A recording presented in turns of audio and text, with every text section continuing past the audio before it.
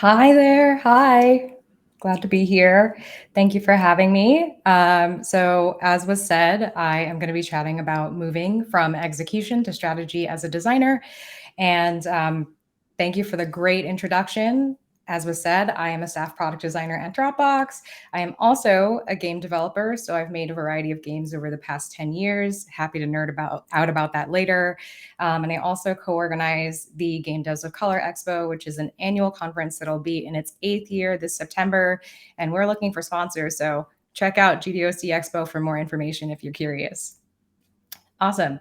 So today we are going to talk about strategic design, why it matters, how designers get sidelined and pressured to execute, which is something I have definitely experienced in my career, and tips and tactics for increasing design's contributions to product strategy. So let's dig into one of my favorite subjects.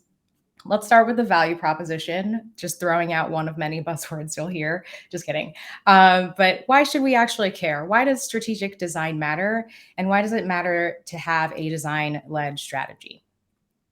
Firstly, want to make sure that we are working on the right projects. So, direction.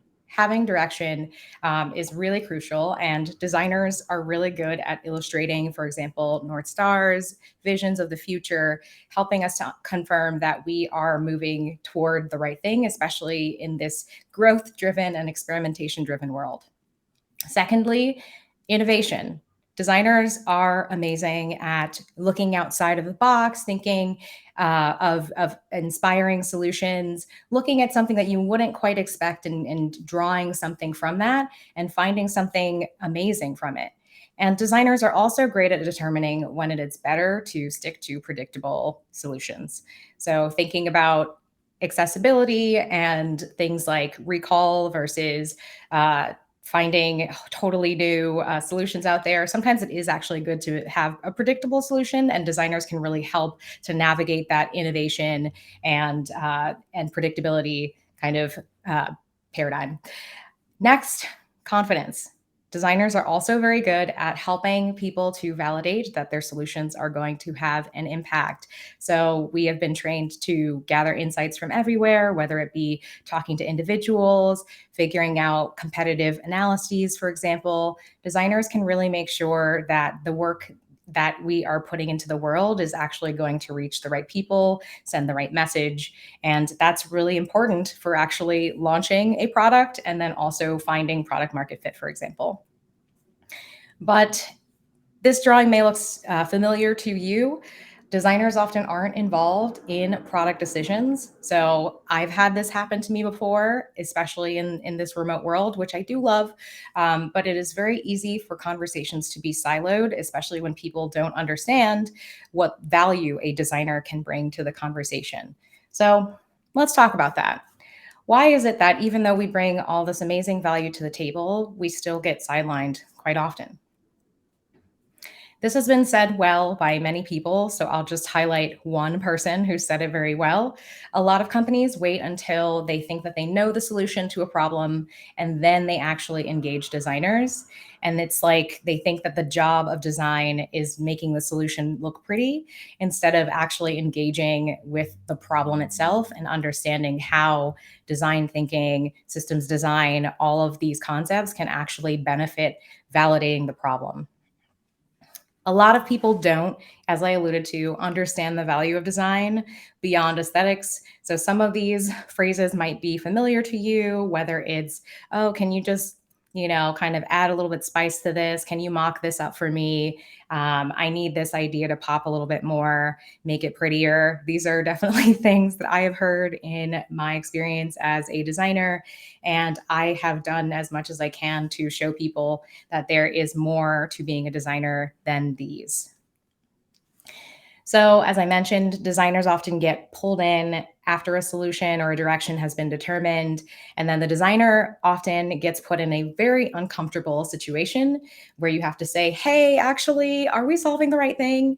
I actually have talked to some customers and I don't know if this will resonate with them, things like that, which mean then that you have to be the gatekeeper. You have to be the person who's pushing back on solutions.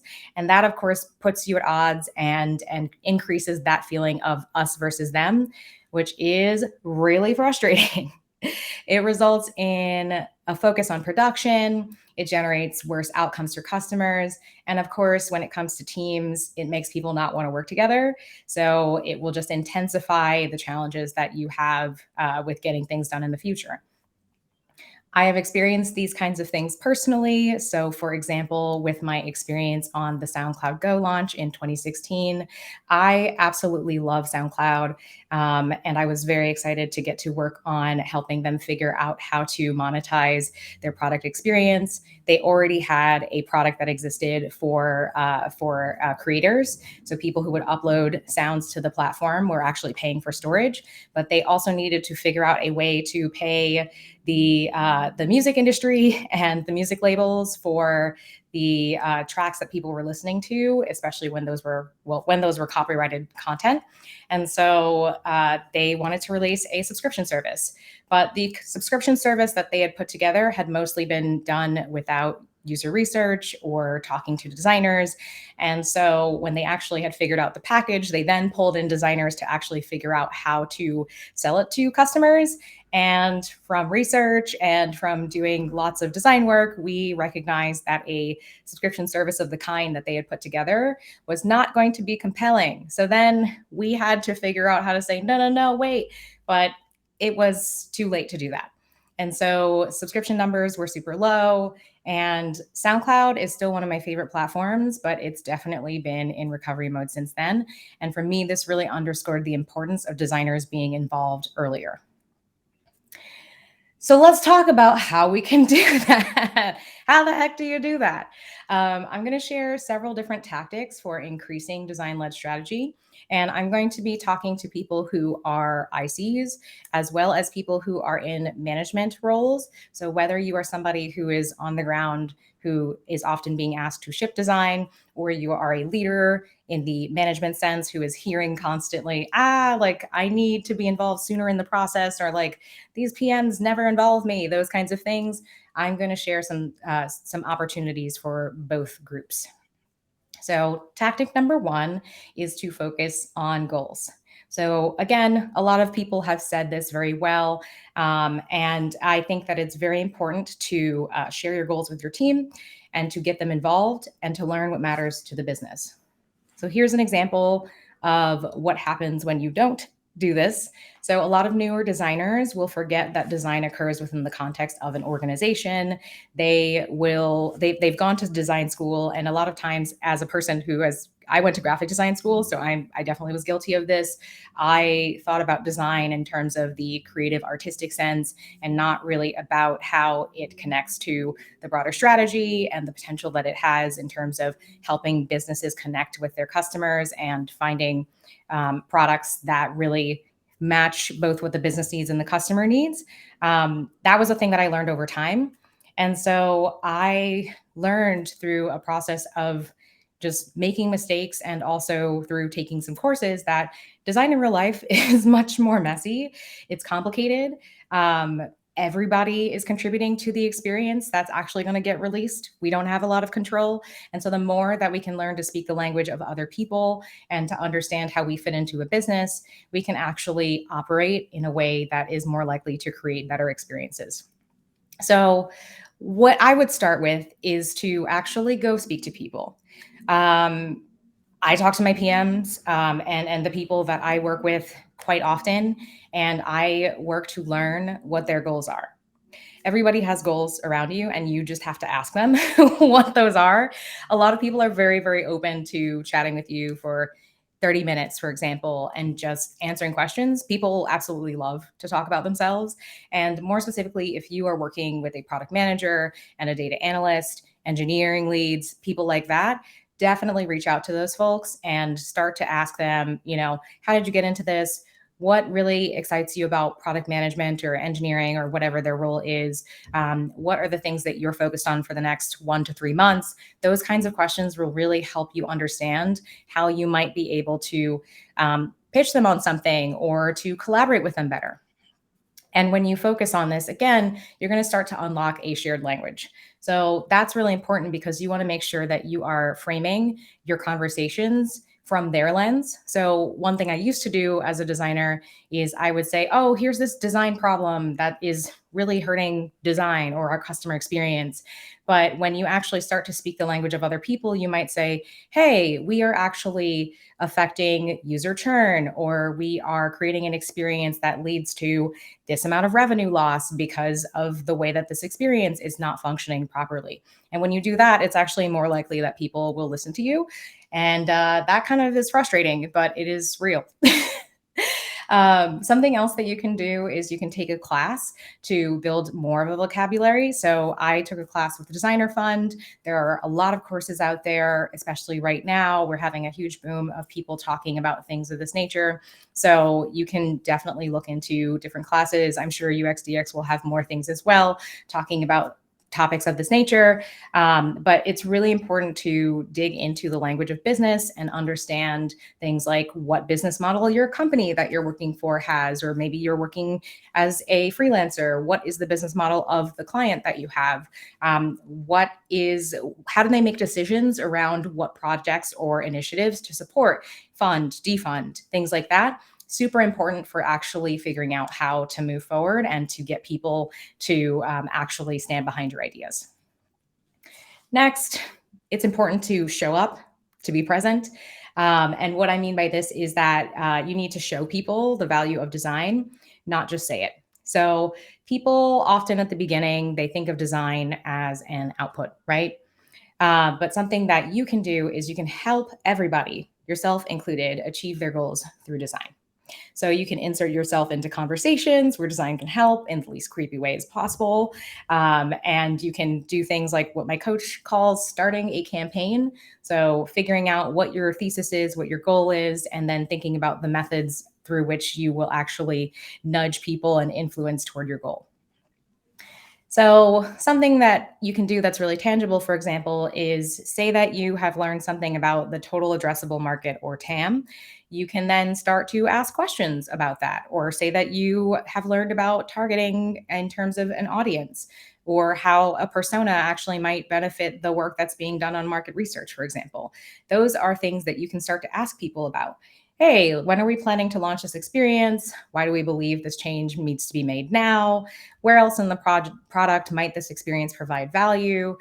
What are open questions that research could help us answer? Is there anything that we are feeling less confident in that might be helpful to actually visualize? What about maybe doing an end-to-end analysis of or an audit or something like that? There are great ways to help people to just think a little bit more deeply, and design is really great at that. And something I just want to note is that tone is incredibly important here. So the goal is not to be indignant, which I am guilty of. So I definitely used to say, ugh, we didn't even do X. We're not doing the process right, things of that nature. People are going to feel attacked and defensive.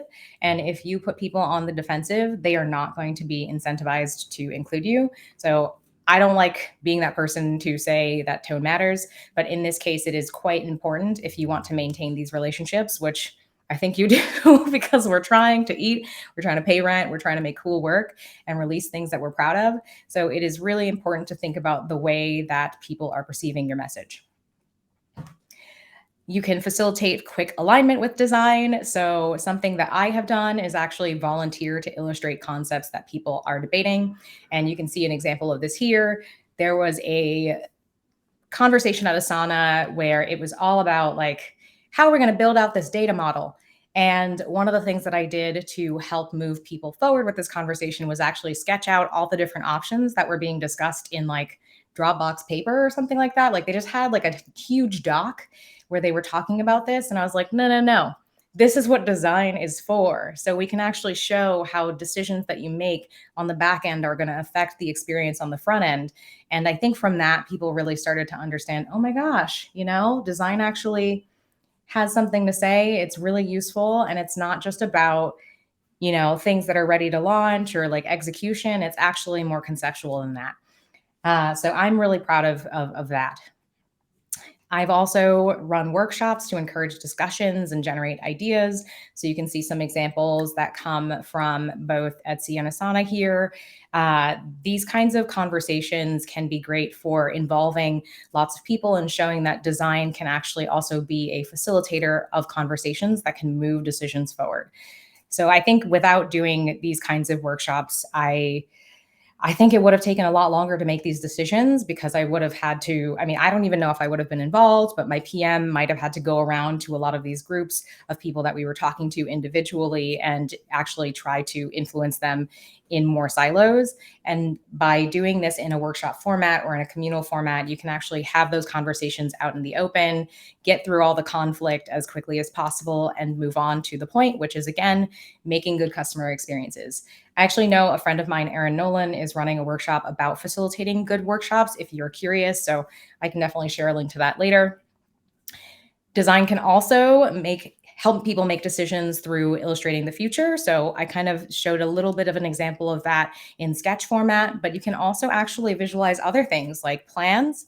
You can visualize roadmaps. You can visualize the prioritization of different features, monetization, for example. So these are different diagrams that I've created at different points in time that helped to actually move conversation forward. So what I would do is I would actually create these diagrams and then I would walk to the different people, or in the digital world, I would send these folks these different artifacts and then ask them questions like, does this look right? Is this what would happen for this particular user group? Is there anything that we need to change? Are there any red flags based on what I've outlined here? Those are conversations and questions that move things forward again. So this is something that I think some designers might scoff at in terms of like, oh, like I'm being asked to illustrate things, but these are actually really crucial parts of the conversation. And I believe that the more that we can be involved in the decision making process, the more that people are going to look at design as a value add. And then, of course, product visions. Love product visions. Making sure that they're done at the right time and that they're actually referenced is something that's really important here. So, a trap that designers often get themselves into is that they create a vision for the sake of making a vision. But I think that it's really important to actually confirm that if you're going to create a vision that is looking 1 to 2 years in the future, for example, that it's something that your team is actually going to reference on a regular basis. And all of this is going to help, again, to show the value of design. It's going to speed up the process. It's going to create clarity. And as a note, if there's a chance to include design in something that you missed, so say that you weren't included in a conversation that has already happened, you can always reach out to those folks and suggest ways that design can contribute in the future. Finally, tactic number 3 is to incentivize. So this one is more centered around leaders. So the previous one, for example, was much more of an IC focus, or like the first one, especially if you don't know the language, then that's probably more of an IC. The middle one, the second one was more. It could be ICs and managers, but this is definitely focused on managers. So leadership needs to change the incentive structure to reward strategic design. Because if there are not incentives to improve, nothing is actually going to get better. So, what I mean by this is say that your priorities at the company in terms of user experience are mostly visual design focused and not really rewarding people who are more strategic, people who are facilitating conversations, things of that nature. Those people are going to either stop doing that work or they are going to leave. And it is really important that you reward those folks if you want to see better products. So, just underscoring this here, it's important that this is not just a bottoms up effort. If there are not leaders in design, managers, directors, VPs, whomever you have who is in a leadership position, if those people are not pushing priorities, then your efforts are going to be ignored. And that can be really frustrating, but it is the unfortunate truth. If you are doing things that people do not value, you will not be rewarded for it, as hard as that is to say. And as a leader, what I would suggest if you manage people, for example, I would ask you, how can we reflect the need for strategic design thinking in our org systems? If you're an IC, you can ask your manager that question. Just to kind of underscore with an example, one time when I was a manager, I asked a report if they wanted to try mentoring a more junior designer, because people learn by hearing from other people. Mentorship is super valuable. And it was something that I really wanted people to think about doing. This person asked if the company actually valued mentorship. And so I went and looked in the career ladder and it was not there. So the answer was no. And that's just one example. This happens for all kinds of situations. And that includes the incentivization of aesthetics over strategy. So this is something that's very important for you to do as a manager. Think about ways that you can actually incentivize quality of the experience, for example, which should mean both how it looks and what it's actually like to move through the different parts of the experience. This is something I've experienced in myself as an IC. So I've definitely had to have conversations about how we can make sure that, for example, the word craft, which can be really buzzwordy or triggering for designers, depending on if you have been in certain companies, craft can mean a lot of different things. And sometimes it can mean aesthetics. Sometimes it can mean that shared experience, the full experience. And so it's really important to make sure that you are clarifying what that means.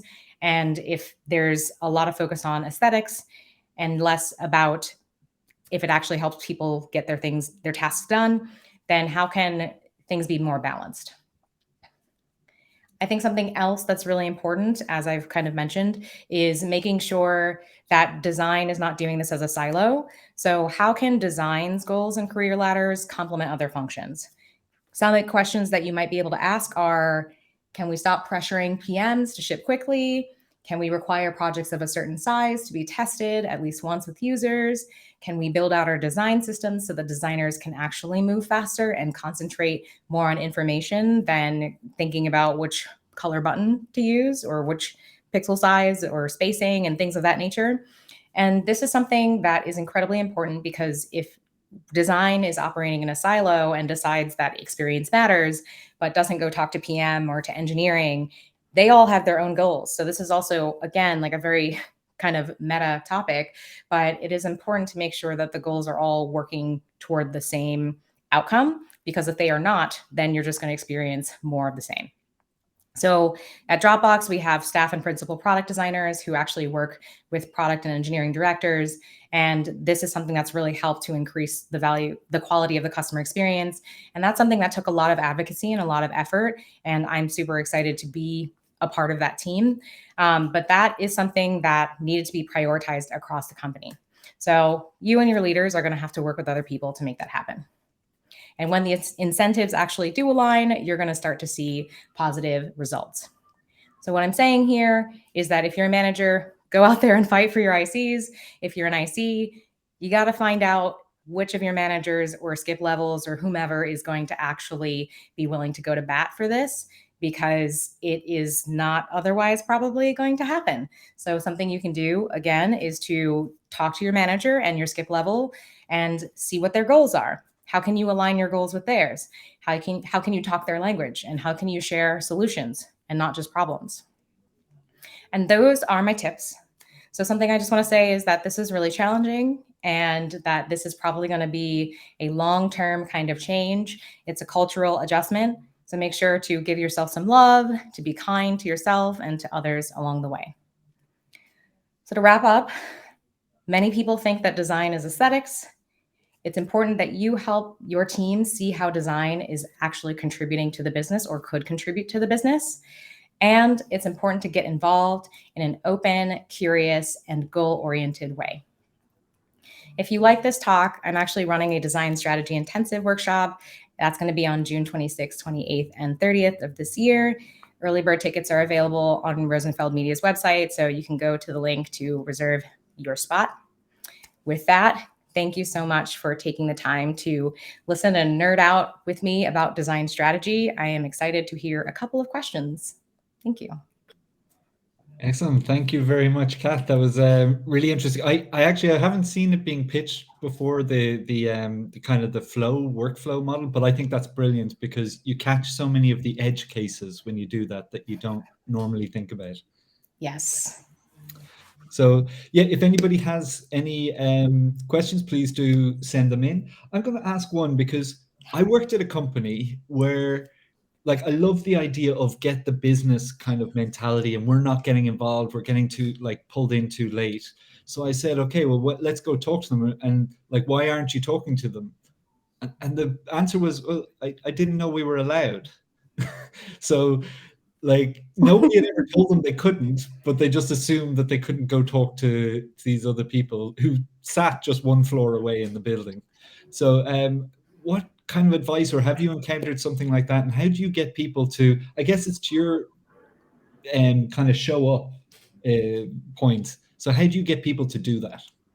Yeah, some things that I've done is to be more visible. So I will, if we're working remotely or even if we're not, I will share things in Slack. I will invite people to have conversation with me. I will point things out, ask questions. I think it's very important to show that you are open and very excited to communicate and collaborate with other people. I will also say that, again, the value of having one to ones with people who are in different functions is really, really important. And so sometimes those people are afraid to reach out. Maybe they don't know how to work with designers yet. I've definitely had that happen to me before. So the more that you reach out to them, the better. I do think that, of course, like figuring out ways to have that happen at the design org level is also important. So it doesn't just have to be you, although of course you'll look very good if you are proactively reaching out. Maybe that's also a question of, hey, like, how can we show more people at the company how design works and give them the opportunity to actually be involved? So I think there's also definitely some organizational work that could happen. Yeah, no, I've talked to people on the business side of things, and they're crying out for support. Yeah. They just don't know that it's available or where to get that support. So, Yeah. um, brilliant. I think that brings us to time. But if anybody does have any questions, please post them in. We'll post them on the UXDX community Slack group, and we'll invite Kat to come and answer the questions there. Perfect. Thanks, y'all. So, Bye. thank you very much.